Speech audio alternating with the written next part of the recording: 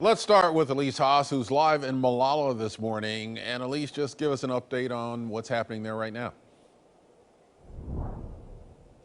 Ken, so I was out here on last Friday, and I can tell you that I couldn't see just a block down the road. The air quality levels are still hazardous, but if you look down here with me, you can at least see about a mile down the road. So there is some sense of improvement. You'll also notice that the winds aren't blowing if you look up at that flag right there. So these are things that are favorable for firefighters. But at the same time, we do have some people coming back to Malala. They tell us that they are relieved to be able to come back home, but of course still on edge, even though being in that level 2 evacuation zone. So the Riverside Fire is sitting at 134,000 acres right now, and fire crews tell us that they are battling it around the northwest edge to try and keep it from tearing through Estacada and Malala.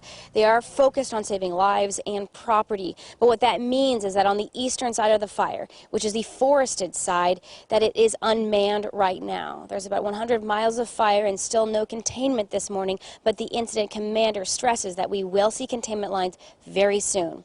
Even more out-of-state crews are coming this week on top of the folks who came out from Utah and Texas, because this is the #1 priority fire in the region. No planes or helicopters can fly because of the smoke, but there are drones up monitoring those hot spots.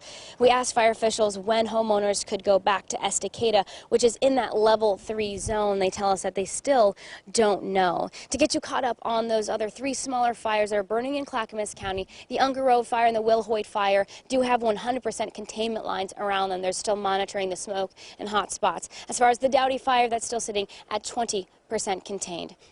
But I also want to give you a little bit more context and understanding about what containment means for firefighters.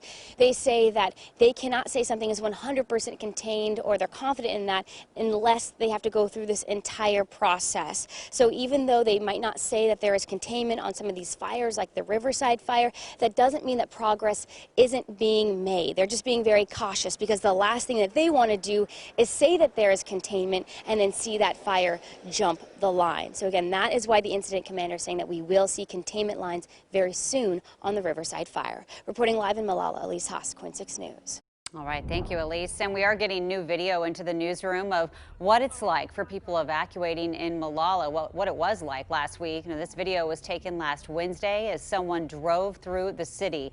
Flames were engulfing roadside buildings. At one point, there was a group of people running, spotted dangerously close to the flames.